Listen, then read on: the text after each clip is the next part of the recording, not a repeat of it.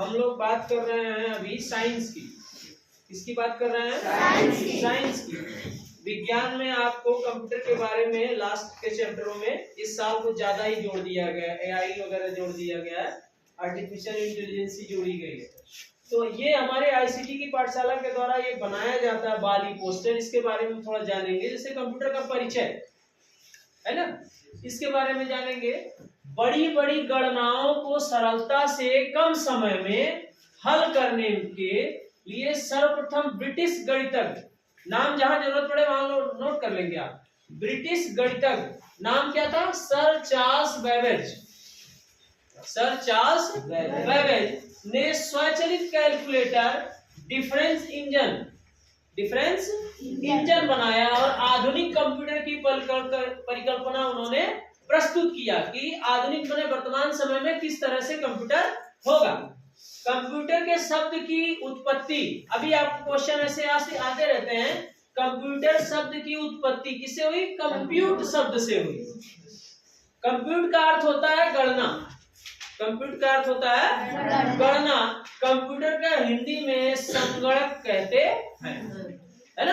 तो ये आपके ऐसे छोटे छोटे बिंदु हैं जिनको आपको जानना जरूरी है कि कंप्यूटर की खोज किसने की? सर चार्ल्स बेबेज ने किया, है ना। कंप्यूटर को इसकी उत्पत्ति किस शब्द से हुई? तो कंप्यूट शब्द से हुई। इसका अर्थ क्या होता है? गणना करना होता है। कंप्यूटर को हिंदी में क्या कहते हैं? संगणक कहते हैं। तो इसका ओवरऑल परिभाषा है कि कंप्यूटर एक इलेक्ट्रॉनिक उपकरण या मशीन है।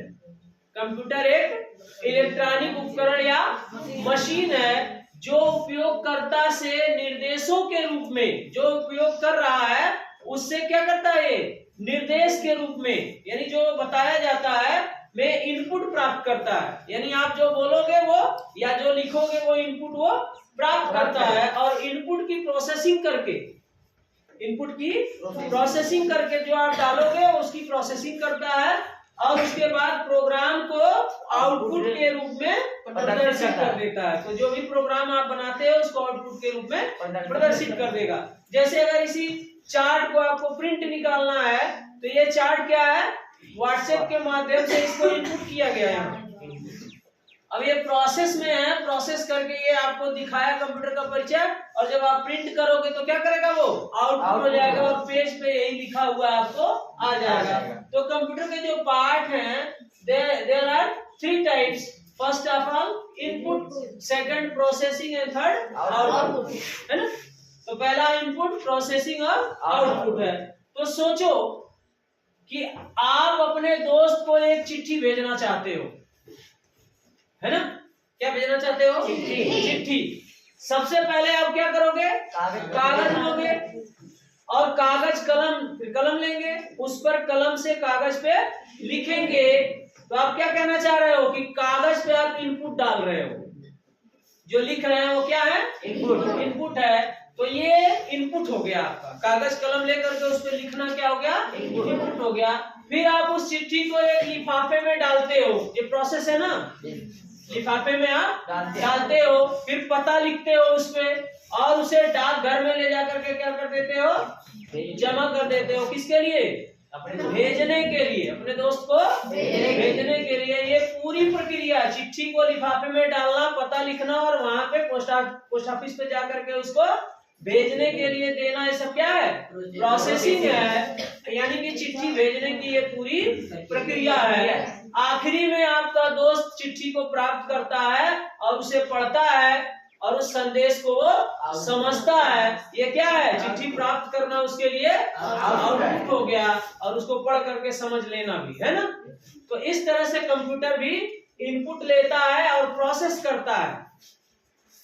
कंप्यूटर क्या करता है? इनपुट को लेता है और प्रोसेस करता है और फिर आउटपुट देता है।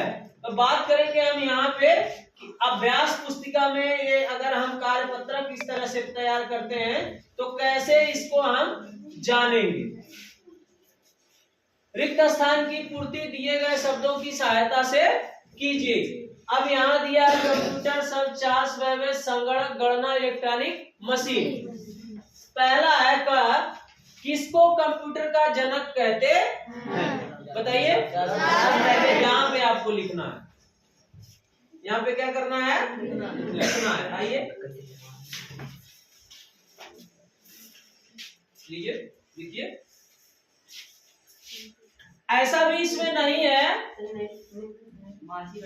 ऐसा भी इसमें नहीं है कि आपको अगर कोई समस्या है तो आप, एक सेकंड रुक जाइए, अगर आपको कोई समस्या है तो आप, ऐसा भी नहीं है कि वहां से हिंदी में नहीं लिख पा रहे तो देख के तो लिखने आता है।